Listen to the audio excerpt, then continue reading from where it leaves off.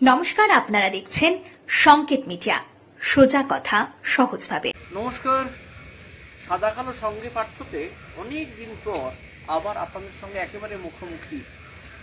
অনেক দিন পর রাত এখন ঘড়িতে প্রায় 11:30, মানে 1 জুলাই 2025। কোথাও বোধহয় আর কিছুক্ষণ পরেই 2রা জুলাই হয়ে যাবে। আর তার আগে শেষ কয়েকটা মিনিট আপনাদের সঙ্গে একটু আলাপচারিতায় যাব। আপনারা জানেন আজকে 1 জুলাই মানে ডক্টরস ডে। কেন ডক্টরস ডে আপনারা সবাই জানেন যে ডক্টর বিধানচন্দ্র রায়, ডাক্তারবাবু, যিনি পশ্চিমবঙ্গের প্রথম মুখ্যমন্ত্রী, ভারতবর্ষ স্বাধীন হওয়ার পর পশ্চিমবঙ্গের প্রথম মুখ্যমন্ত্রী, এবং যিনি আমৃত্যু মুখ্যমন্ত্রী হিসেবেই ছিলেন, যাকে পশ্চিমবাংলার রূপকারও বলা হয়। কারণ আপনারা জানেন পশ্চিমবাংলার রূপকার, কারণ তিনি পশ্চিমবাংলাকে স্বাধীনতার যে পশ্চিমবঙ্গ, সেই পশ্চিমবঙ্গকে আজকে যে রূপে আমরা দেখছি তার প্রধান স্থপতি, প্রধান কারিগর যদি কেউ হয়ে থাকেন তাহলে তিনি ডাক্তার বিধানচন্দ্র রায়। তিনি যত বড় ডাক্তার ছিলেন তত বড় রাজনীতিবিদও ছিলেন। অথচ তার কিন্তু ছোটবেলাটা, পড়াশোনার জীবন, সেটা কিন্তু খুব যে ওই সোনার চামচ মুখে নিয়ে বড় হওয়া এরকমটা নয়। কিন্তু তাকে কিন্তু অনেক কষ্টের মধ্যে দিয়ে তাকে এগোতে হয়েছে। স্বাধীনতা পরবর্তী সময়ে ভারতবর্ষ যেমন বিভিন্নভাবে ধীরে ধীরে ধাপে ধাপে এগিয়েছে, আস্তে আস্তে বিকশিত হয়েছে, অনেক চড়াই উতরাই টপকেছে, ঠিক তেমনিভাবে ডাক্তার বিধানচন্দ্র রায়, তাকেও কিন্তু যথেষ্ট প্রতিকূল পরিস্থিতির মধ্যে দিয়ে ডাক্তার হতে হয়েছে। এবং হয়তো আপনারা শুনলে চমকে উঠবেন, তার মতো ডাক্তারবাবু প্রথম জীবনে মেল নার্সের কাজ করে, ডে বেসিসে মেল নার্সের কাজ করেও কিন্তু দিন গুজরান করেছেন। এমনকি ট্যাক্সি পর্যন্ত চালিয়েছেন। কলকাতার রাস্তায় পার্ট টাইমে ট্যাক্সি চালাতে হয়েছে। তিনি বাংলার রূপকার। মুখ্যমন্ত্রী হিসেবে তার যা কাজ, যা কর্মজীবন, তা অতুলনীয়। ডাক্তার হিসেবে যত বড় ছিলেন, যত মহান ছিলেন, যত মহৎ ছিলেন, রাজনৈতিক নেতা হিসাবে, রাজ্যের মুখ্যমন্ত্রী হিসাবে ততটাই অগ্রণী ভূমিকা পালন করেছেন। আজকে সকালবেলা সমাজ মাধ্যমে এক প্রবীণ সাংবাদিকের একটা পোস্ট দেখে ভালো লাগলো, পুরনো কথা মনে পড়লো। ডক্টর বিধানচন্দ্র রায়, তখন তিনি মুখ্যমন্ত্রী, রাইটার্সে তিনি কোনো এক তরুণ সাংবাদিককে সামনে পেয়ে তার কিছু সমস্যার কথা, শারীরিক সমস্যার কথা জানতে পেরে বা বুঝতে পেরে তিনি তাকে ডেকেছিলেন। তারপর তার চিকিৎসার ভার সম্পূর্ণভাবে নিজে দায়িত্ব নিয়ে তাকে সুস্থ করে তুলেছিলেন। একজন অত্যন্ত তরুণ সাংবাদিক, তার প্রতি যে দায়বদ্ধতা একজন রাজ্যের মুখ্যমন্ত্রী দেখিয়েছিলেন, এটা থেকে প্রমাণ হয় যে তিনি রাজ্যের শুধু মুখ্যমন্ত্রী ছিলেন না, মাটির অনেক কাছাকাছি ছিলেন। সাধারণ মানুষের বিপদে আপদে পাশে থাকার চেষ্টা করেছেন। সেই জন্যই বোধহয় বাংলার উপকার করতে পেরেছেন। তার জন্যই সল্টলেক, তার জন্যই কল্যাণী, তার জন্যই দুর্গাপুর। পশ্চিমবঙ্গে কলকাতা বাইরে যে যে শহরগুলো মাথাচাড়া দিতে পেরেছে, আজকে একটা অগ্রণী ভূমিকা নিয়েছে, তার পেছনে ডক্টর বিধানচন্দ্র রায় অত্যন্ত অগ্রণী ভূমিকা রয়েছে। আমরা 11:30টায় এই আলোচনায় এলাম, কারণ গোটা দিন ধরে ব্যস্ততা ছিল। সাদা কালো সঙ্গে পাঠ্য অনেকদিন করা হয়নি। একেবারে করজোড়ে ক্ষমা চেয়ে নিচ্ছি। তবে আশা করছি আবার আমরা নতুন করে শুরু করতে চলেছি। আপনারা পাশে থাকলে নিয়মিতভাবে আমরা এটাকে করতে পারবো। দয়া করে সংকেত মিডিয়ার পর্দায় একটু চোখ রাখবেন। বিজ্ঞাপন আমরা দেব যে কবে, কখন, কিভাবে আমরা এই প্রোগ্রাম আপনাদের কাছে তুলে ধরব। রাজ্যের মুখ্যমন্ত্রী হিসেবে বিধানচন্দ্র রায় তিনি যে দায়িত্ব বা দায়ভার নিয়েছেন, দেখিয়েছেন, আজকে 2025-এ নিশ্চয়ই খুব প্রাসঙ্গিক একটা বিষয়। মাঝখানে গঙ্গা দিয়ে অনেক জল গড়িয়েছে। আমি নিজে এই মুহূর্তে কলকাতায় নেই, উত্তরবঙ্গের প্রত্যন্ত একটি জেলা, দক্ষিণ দিনাজপুর জেলা, সেইখানে বেশ কিছুদিন ধরে রয়েছি। আমরা এমন একটা পেশায় আছি, আপনারা জানেন, থাকতেই হয় এবং বিভিন্ন কাজ করতেই হয়। আমরা চেষ্টা করছি সেই কাজগুলোকে কিভাবে করা যায় সেইগুলোকে দেখানোর, আপনাদের কাছে তুলে ধরার এবং আপনাদের আশা করছি যে আপনাদের কাছে একটু পেছন দিকে যাবে, আশা করছি যে আপনাদের কাছে আমরা সরাসরি পৌঁছতে পারবো। আপনাদেরকে এর আগেও বিভিন্ন তথ্য দিয়ে আপনাদের কাছাকাছি পৌঁছতে পেরেছিলাম। আশা করছি আগামী দিনও সেইটা একই রকমভাবে পারবো।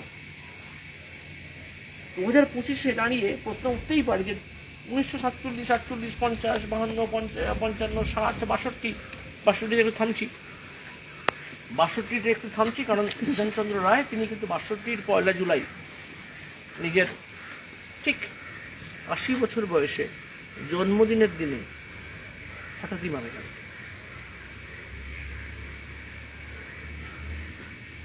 উনিশশো 62 অব্দি যে সময়কাল ডক্টর বিধানচন্দ্র রায় যেভাবে বাংলাকে এগিয়ে নিয়ে গেছিলেন, তারপর কিন্তু মাঝখানে বেশ কিছুটা স্থবিরতা আসে পশ্চিমবঙ্গে বিভিন্ন সময়। তারপরে আপনারা জানি প্রফুল্লচন্দ্র থেকে অজয় মুখার্জি থেকে বিভিন্ন সিদ্ধার্থ শঙ্কর রায়, বিভিন্ন মুখ্যমন্ত্রীরা পশ্চিমবঙ্গের মসনদে বসেন এবং তারপরে বামফ্রন্টের জামানা শুরু হয়। 1977 সাল থেকে 2011 অব্দি 34 বছর বামফ্রন্ট তাদের জামানা শুরু করে এবং সেই সময়কাল একদল বলেছে পশ্চিমবঙ্গ খুব ভালো এগিয়েছে, একদল বারে বারে বলেছে যে না, পশ্চিমবঙ্গ খুব ভালো এগোয়নি। এই যে ভালো আর মন্দ নিয়ে যে কি অবস্থা, সেটা নিয়ে নিশ্চয়ই আপনারা 2025-এ বসে খুব ভালো বুঝতে পারবেন। এরকম হয়তো নয়, কারণ 1977 থেকে 2011 এই সময়কালে যারা মধ্যবয়সী ছিলেন তারা আজকে বার্ধক্যে, অনেকেই হয়তো পৃথিবীতে নেই, আর যারা আছেন তারা বার্ধক্যে। কিন্তু এই মুহূর্তে যারা যুবক তরুণ, তারা কিন্তু 77 থেকে 2011 বেশিরভাগ সময়টায়, 77 থেকে 2011 অব্দি বেশিরভাগ সময়টায় তারা হয় খুব ছোট অথবা জন্মায়নি। তারা, আমরা জানি বামফ্রন্টের সময় 2 জন মুখ্যমন্ত্রীকে পেয়েছে সাধারণ মানুষ, পশ্চিমবঙ্গবাসী, জ্যোতি বসু এবং তার সাথে বহুদেব ভট্টাচার্য। 77 থেকে 2001 অব্দি জ্যোতি বসু এবং তারপর 2001 থেকে 2011 এই 10 বছর বহুদেব ভট্টাচার্য। আজকে যদি আজকের সিপিএমকে, আজকের বামফ্রন্টকে যদি আমরা দেখি, তারা কিন্তু বারে বারে বলেন যে বহুদেব ভট্টাচার্য খুব ভালো মুখ্যমন্ত্রী ছিলেন, বহুদেব ভট্টাচার্যের মধ্যে সহতা ছিল, তার কাজের মধ্যে ন্যায়নিষ্ঠা ছিল। তারা কিন্তু জ্যোতি বসুর কথা বলেন না। সমাজ মাধ্যমে যে আলোচনা হয় সেখানে জ্যোতি বসুর তুলনা হয় না, জ্যোতি বসুকে প্রাসঙ্গিক করা হয় না, বহুদেব ভট্টাচার্যের কথা বলা হয়। বহুদেব ভট্টাচার্য মানে সেই মানুষটি যার মাধ্যমেই বামফ্রন্টের পতন শুরু হয়। বামফ্রন্ট আজকে যদি শূন্য হয়ে থাকে, তাহলে সেই শূন্যের প্রধান কারিগর কিন্তু বহুদেব ভট্টাচার্য। তিনি ভালো ছিলেন ব্যক্তিগত জীবনে, কি খারাপ ছিলেন, আমি সেই বিতর্কে যাচ্ছি না। আমি বলবো বামফ্রন্ট মুছে যাওয়ার পেছনে, বামফ্রন্ট মহাশূন্য হয়ে যাওয়ার পেছনে বহুদেব ভট্টাচার্য এবং তার মন্ত্রিসভা, তাদের রাজত্বকাল নিশ্চয়ই একটা অগ্রণী ভূমিকা নিয়েছিল। রাজনীতি কিভাবে করতে হয়, মানুষের পাশে কিভাবে থাকতে হয়, সাধারণ মানুষকে পরিষেবা কিভাবে দিতে হয়, সেটা কোথাও বহুদেব ভট্টাচার্য বুঝতেই পারেননি। তাই 10 বছরের মধ্যে বহুদেব ভট্টাচার্যের মন্ত্রিসভাকে সাধারণ মানুষ একেবারে ছুঁড়ে ফেলে দিয়েছিল। আর জ্যোতি বসু অত্যন্ত উন্নাসিক, অহংকারী, দাম্ভিক একজন মুখ্যমন্ত্রী, সাধারণ মানুষের সঙ্গে অনেক অনেক যোজন দূরত্ব ছিল। সাধারণ মানুষের মুখ্যমন্ত্রী কোনো জ্যোতি বসু হয়ে উঠতেই পারেননি। নিশ্চয়ই বামফ্রন্টের এখন যারা নেতা কর্মী কমরেডরা রয়েছেন তারা নিশ্চয়ই আমার ওপর ক্ষিপ্ত হবেন, কিন্তু বাস্তব সত্য এটাই বলছি। বাস্তব সত্য এটাই যে জ্যোতি বসু কোনোদিন আম আদমির, আম জনতার, সাধারণ মানুষের মুখ্যমন্ত্রী হননি। তিনি একটা গেরাটোপের মধ্যেই থাকতেন। আজকে পশ্চিমবঙ্গে অনেক ঘটনা ঘটে, অত্যন্ত দুর্ভাগ্যজনক, অত্যন্ত নিন্দনীয় অনেক ঘটনা ঘটে, যা নিয়ে আমরা সমাজ মাধ্যমে দেখি। আমরা দেখি টিভির পর্দায় বামফ্রন্ট থেকে আরম্ভ করে বিরোধীরা অনেক কথা বলেন, সঠিক কথা বলেন, নিন্দার ঘটনা, নিন্দনীয়। কিন্তু বামফ্রন্টের সময় এই ধরনের ঘটনাকে বামফ্রন্ট সরকার মিনিমাম পাত্তা দেননি। বানতলে অনিতা দেওয়ান মারা গেছেন, জ্যোতি বসু পরের দিন মুখ্যমন্ত্রী হিসেবে বলেছিলেন এটা অত্যন্ত ছোট ঘটনা, এরকম তো কতই হয়। আজকে দিনে দাঁড়িয়ে আজকের মুখ্যমন্ত্রী যদি এরকম কোনো কথা বলেন তাহলে তো বোধহয় গোটা রাজ্য জুড়ে আগুন জ্বলে যাবে। কিন্তু জ্যোতি বসু যখন এটা বলেছিলেন তখন কিন্তু কংগ্রেস টিম করে প্রতিবাদ করলেও কোনো আগুন জ্বলেনি। তাই বামফ্রন্ট হয়তো বলা হয় যে মেহনতি মানুষের সরকার, বামপন্থা মেহনতি মানুষদের জন্য, কিন্তু জ্যোতি বসুর আমলে, জ্যোতি বসুর মন্ত্রিসভা কোনো অবস্থায় যে সাধারণ মানুষের পাশে ছিলেন না, এটা সেই সময়কার যে কোনো মানুষকে জিজ্ঞেস করলে তারা কিন্তু এটা বলতে বা স্বীকার করতে বাধ্য হবে। এবং সেই জন্যই একটা সময় জ্যোতি বসুকে আর সাধারণ মানুষ দিচ্ছে না, জ্যোতি বসু থাকলে সাধারণ মানুষের কাছ থেকে বামফ্রন্ট অনেক দূরে চলে যাবে, এইটা ভেবে জ্যোতি বসুকে সরে যেতে হয়, দল সরিয়ে দেয়, বোধে ভট্টাচার্যকে নিয়ে আসে। তুলনামূলকভাবে তার ইমেজ অনেক ভালো ছিল, যে কোনো অন্যায়ের বিরুদ্ধে তিনি প্রতিবাদ করতেন। তিনি একসময় চোরেদের মন্ত্রিসভা বলে বেরিয়ে গেছিলেন, তারপর যদিও কাকতলীয়ভাবে তাকে দলে ফিরে আসতে হয়, মন্ত্রিসভায় থাকতে হয়, পরে তিনিই মুখ্যমন্ত্রী হয়ে ওঠেন। যে চোরেদের মন্ত্রিসভায় তিনি থাকতে চাননি সেই মন্ত্রিসভা থেকে তারপর থেকেছিলেন, এবং তারপর তিনিই কিন্তু একেবারে প্রধান, ওই মন্ত্রিসভার প্রধান হয়েছিলেন। আজকে যে সরকার আছে তৃণমূল কংগ্রেস, আমরা একটি পার্কের মধ্যে এই প্রোগ্রাম করছি, বালুরঘাট পৌরসভার একটি পার্ক। আমি যদি পোশাকি নামে বলি চিলড্রেন পার্ক, এটা সুরেশ রঞ্জন পার্ক বা চিলড্রেন পার্ক। এটা পার্কটি কিরকম দেখতে বোধহয় এতক্ষণে আপনারা দেখছেন, আমার ব্যাকগ্রাউন্ডটা দেখতে, মানে ব্যাকগ্রাউন্ডটা আমার বেশ ভালো লেগেছে বলে আমি এই ব্যাকগ্রাউন্ডে এটা করছি, একদম আউটডোরে করছি, রাত্রিবেলা মাঝরাতে। এই পার্কের এই যে শোভা, এই যে চেহারা এই পার্কের, এটা কিন্তু এই সরকার, এই পৌরসভা, তৃণমূল পৌরসভা, পরিচালিত পৌরসভা, সেই সরকার।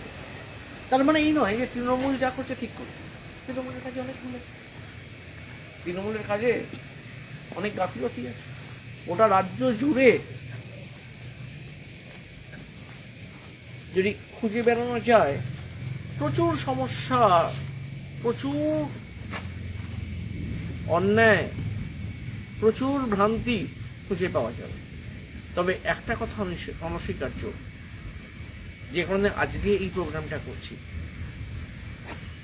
পশ্চিমবঙ্গের উপকার ডাক্তার বিধানচন্দ্র রায়ের জন্মদিন তথা মৃত্যুদিন নিয়ে, সেখানে কোথাও আমাদের মনে হয় যে আজকের মুখ্যমন্ত্রী যিনি, তাকেও তো এই তুলনায় আসতে হবে যে ডাক্তার বিধানচন্দ্র রায় পশ্চিমবাংলার রূপকার, তার সাথে আজকের মুখ্যমন্ত্রী না, এটা বলতে কোথাও দ্বিধা নেই যে এই মুখ্যমন্ত্রীও কিন্তু সাধারণ মানুষের মুখ্যমন্ত্রী, এই মুখ্যমন্ত্রীও কিন্তু একেবারে সাধারণ ঘর থেকে উঠে আসা, সাধারণ মানুষের সাথে পায়ে পা মেলানো মুখ্যমন্ত্রী। এই মুখ্যমন্ত্রী সেই মুখ্যমন্ত্রী যিনি সারা জীবন ধরে উদ্ভাবনী শক্তি খুঁজে বার করার চেষ্টা করেছেন, সেই উদ্ভাবনী পরিকল্পনা করেছেন, যার মাধ্যমে সাধারণ মানুষ, খেটে খাওয়া মানুষ, তাদের কিছুটা হলেও সমস্যার সমাধান হয়। যাদের বেঁচে থাকার যে লড়াই, পরিশ্রম, সেটা কিছুটা হলেও সমস্যার সমাধান হয়। সেটা লক্ষ্মীর ভাণ্ডার হতে পারে, কন্যাশ্রী হতে পারে, স্বাস্থ্যসাথী হতে পারে, এরকম প্রচুর প্রকল্প আছে। এই প্রকল্প নিয়ে বিতর্কও আছে। বিরোধীরা এই প্রকল্প নিয়ে অনেক বিরোধিতা করছে, কিন্তু মজার ব্যাপার, খোঁজ নিয়ে দেখবেন যারাই বিরোধিতা করছেন তাদের মধ্যে অন্তত 90% মানুষ এই সুযোগ সুবিধাগুলো নিয়েছেন। নিতেই পারেন, তারাও তো জনগণ, তারাও তো আমজনতা, তারপর তো কোনো দলের কর্মী, তারা তো নেবেন। সরকার সবার জন্যই দিচ্ছে, তাই সবাই নিতে পারে। নিতে যখন পারেন তখন স্বীকার করতে অসুবিধে কোথায়? ভালোটাকে ভালো বলতে অসুবিধে কোথায়? কিন্তু হ্যাঁ, সবটুকুই কি ভালো? না না, একদম নয়। বাংলার আবাস থেকে, স্বাস্থ্যসাথী থেকে, লক্ষ্মীর ভাণ্ডার থেকে, কন্যাশ্রী থেকে, এরকম প্রচুর প্রকল্প মমতা বন্দ্যোপাধ্যায় করেছেন, অভিষেক বন্দ্যোপাধ্যায় প্ল্যান তৈরি করেছেন, মমতা বন্দ্যোপাধ্যায় ইমপ্লিমেন্ট করেছেন। কিন্তু একেবারে প্রত্যন্ত গ্রামগুলোয় গিয়ে দেখুন, কোনো কোনো ক্ষেত্রে শহরের অলিগলিতেও তৃণমূলের নিচতলার কর্মীরা এই প্রকল্পগুলো পাইয়ে দেওয়ার জন্য, প্রকল্পগুলোর ফর্ম ফিল আপ করে দেওয়ার জন্য 200-500-1000 টাকা নিচ্ছে। মমতা বন্দ্যোপাধ্যায় বা তার সরকার তাহলে কাদের পরিষেবা দিতে চাইল? সাধারণ মানুষদের, নাকি তার দলে সেই সব নিচতলার কর্মীদের ইনকাম করার একটা সুযোগ করে দিল? মমতা বন্দ্যোপাধ্যায় অনেকবার বলেছেন, হুঁশিয়ারি দিয়েছেন, দলের মধ্যে এই অন্যায় বরদাস্ত করবেন না। তারপরে কি অন্যায় হচ্ছে না? কোথাও মমতা বন্দ্যোপাধ্যায়কে ভাবতে হবে যে তিনি যেভাবে তার সরকারটাকে আরো ভালো করার চেষ্টা করছেন, তার সরকারকে সাধারণ মানুষের কাছে পৌঁছানোর চেষ্টা করছেন, তত বেশি করে কিন্তু তার দলের নেতা থেকে কর্মী অবধি বিভিন্ন সময়ে বিভিন্নভাবে করাপশনে জড়িয়ে পড়ছে। কবে বন্ধ হবে? মমতা বন্দ্যোপাধ্যায়কে নিয়ে প্রচুর কটূক্তি, প্রচুর বিতর্ক, প্রচুর নিন্দা এখনই দেখতে পাওয়া যায়। এটাও সত্য, ডাক্তার বিধানচন্দ্র রায় যখন জীবিত ছিলেন তার সময়কালে তাকে নিয়ে কম নিন্দে হয়নি, তাকে নিয়ে কম বিতর্ক হয়নি, তাকে নিয়ে কম পোস্টার পড়েনি। আজকে তার এই দিনে সেই নিন্দের কথা বা সেই প্রসঙ্গ উত্থাপন করে কোনো দরকার নেই। মরণোত্তর দেখা গেছে যে তিনি বাংলার উপকারী ছিলেন, তিনি ক্ষতিকর ছিলেন না। তিনি 1961 সালে ভারতরত্ন, ভারতবর্ষের অসামরিক সবচেয়ে বড় যে সম্মান তা তিনি পান। তারপরে কোনো মুখ্যমন্ত্রী সেই সম্মান পাননি। তারপরে যে সব মুখ্যমন্ত্রীরা ছিলেন তারা কেউ বেঁচে নেই, কিন্তু কেউ এখন অব্দি মরণোত্তর সেই সম্মানও পাননি। বিধানচন্দ্র রায় প্রমাণ করেছেন তার কাজ দিয়ে তিনি কি ছিলেন, তিনি কি হতে পেরেছেন, বাংলাকে কত ভালো রাখতে পেরেছেন, বাংলাকে কত ভালো তৈরি করে দিয়েছেন। এই কংগ্রেস থেকেই তৃণমূল কংগ্রেসের জন্ম মমতা বন্দ্যোপাধ্যায়ের হাত ধরে। নিশ্চয়ই নিশ্চয়ই মমতা বন্দ্যোপাধ্যায়ের কাছেও বিধানচন্দ্র রায় একটা লক্ষ্যমাত্রা। মমতা বন্দ্যোপাধ্যায় আরো কতদিন মুখ্যমন্ত্রীর মসনদে থাকবেন, নিশ্চয়ই সেটা একটা আলোচ্য বিষয়। তা নিয়ে নিশ্চয়ই তর্ক বিতর্ক থাকবে। এই 2026 ভোটের আগে, ঠিক এক বছর আগে 2025 বা বলতে পারি 24-এর শেষের দিক থেকে আলোচনা শুরু হয়েছিল, জোরদার আলোচনা শুরু হয়েছিল যে এবার কি মুখ্যমন্ত্রী চেঞ্জ হবে। মমতা বন্দ্যোপাধ্যায় তৃণমূল কংগ্রেসে যদি সরকারে আসে, মমতা বন্দ্যোপাধ্যায় কি সরবেন? কোথাও কি অভিষেক বন্দ্যোপাধ্যায় তার ভাইপো তার দলে তিনি আসবেন, আসতে চলেছেন? এই এই এই আলোচনা, এই পর্যালোচনা কিন্তু এখনো রয়েছে। তবে কোথাও একটা ইঙ্গিত রয়েছে, স্পষ্ট ইঙ্গিত রয়েছে যে মমতা বন্দ্যোপাধ্যায়ের নেতৃত্বেই হয়তো 2026-এর ভোট হবে। তিনিই হয়তো তৃণমূল কংগ্রেস জয়লাভ করলে মুখ্যমন্ত্রীর দাবিদার হবেন, অভিষেক বন্দ্যোপাধ্যায় নয়। তবে এটাও ঠিক, সম্প্রতি অভিষেক বন্দ্যোপাধ্যায় যেভাবে মমতা বন্দ্যোপাধ্যায়ের ব্যাটনটা নিজের হাতে নেওয়ার জন্য প্রস্তুত হয়েছেন বা প্রস্তুত হচ্ছেন, দিনে দিনে নিজেকে ম্যাচিওর করছেন, তার প্ল্যানিং, তার ইমপ্লিমেন্টেশন নিঃসন্দেহে এই মুহূর্তে গোটা ভারতবর্ষের যত রাজ্য রয়েছে, যত রাজ্য রয়েছে গোটা ভারতবর্ষে, তার মধ্যে অন্যতম শীর্ষ স্থানীয় নেতা একজন, যিনি বিভিন্নভাবে তার অঞ্চলের, তার এলাকার মানুষদেরকে যেভাবে পরিষেবা দেন, সারা বছর যেভাবে দায়িত্ব নিয়ে মানুষদের পাশে থাকার চেষ্টা করেন বিভিন্নভাবে একজন এমপি হিসেবে, সেটা একেবারে অনবদ্য। কিন্তু এখানেই বক্তব্য শেষ নয়। তার মানে কি তার দলে তিনি সর্বোচ্চ সাধারণ সম্পাদক, তার দলে কোনো সমস্যা নেই। তিনি প্রতিনিয়ত হুঁশিয়ারি দিচ্ছেন, তিনি বলছেন তিনি ছোড়নেওয়ালা নয়, তিনি বলছেন তিনি সব খেয়াল রাখছেন। মমতা বন্দ্যোপাধ্যায় রাজ্য চালাচ্ছেন সরকারের প্রধান হিসেবে, অভিষেক বন্দ্যোপাধ্যায় দল সামলানোর চেষ্টা করছেন দলের প্রধান হিসেবে। নিশ্চয়ই দলে বেনজল ঢুকেছে, তৃণমূল কংগ্রেসে বেনজল রয়েছে। সেই বেনজল যদি আরো সরিয়ে দেওয়া যায়, তাহলে তৃণমূল কংগ্রেস সরকার যদি আবার আসতে পারে, কোথাও পরিষেবা কি আরো ভালো হবে?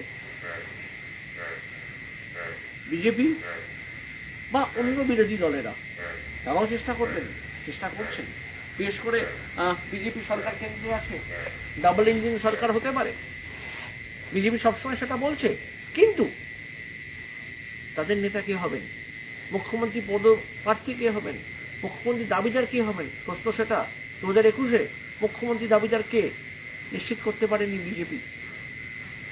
বিজেপির মধ্যেও কিন্তু বেনজল ঢুকেছে। তৃণমূল বেনজলে ভর্তি হয়েছে কিছুটা। পাঁক কর্দমাক্ত জল তৃণমূলে ঢুকেছে, বিজেপিতেও ঢুকেছে। দলগুলো যদি সেই পাঁক সরাতে না পারে, কাদা সরাতে না পারে, তাহলে রাজ্য চালানোতে সেটা একটা বড় অন্তরায় হতে পারে। মমতা বন্দ্যোপাধ্যায় থেকে অভিষেক বন্দ্যোপাধ্যায়কে এটা ভাবতে হবে। ডাক্তার বিধানচন্দ্র রায়কে এই সমস্যা কোথায় খুব একটা পোয়াতে হয়নি, কিন্তু ক্ষমতা একটা বড় লোভের জায়গা। এই ক্ষমতার অলিন্দে থাকার ইচ্ছে লোভীদের হবেই। তাই যারা ক্ষমতার লোভে আক্রান্ত, তারা তৃণমূলে হয়তো একসময় ছিল না, তারা তৃণমূলে এসে জয়েন করেছে। তারা তৃণমূলকে ব্যবহার করে নিজেদের স্বার্থ সিদ্ধি করছেন। এটা কোথাও সরকারকে খারাপ করার একটা চেষ্টা চলছে, সরকার খারাপ হচ্ছে, তৃণমূল কংগ্রেস কালিমা লিপ্ত হচ্ছে।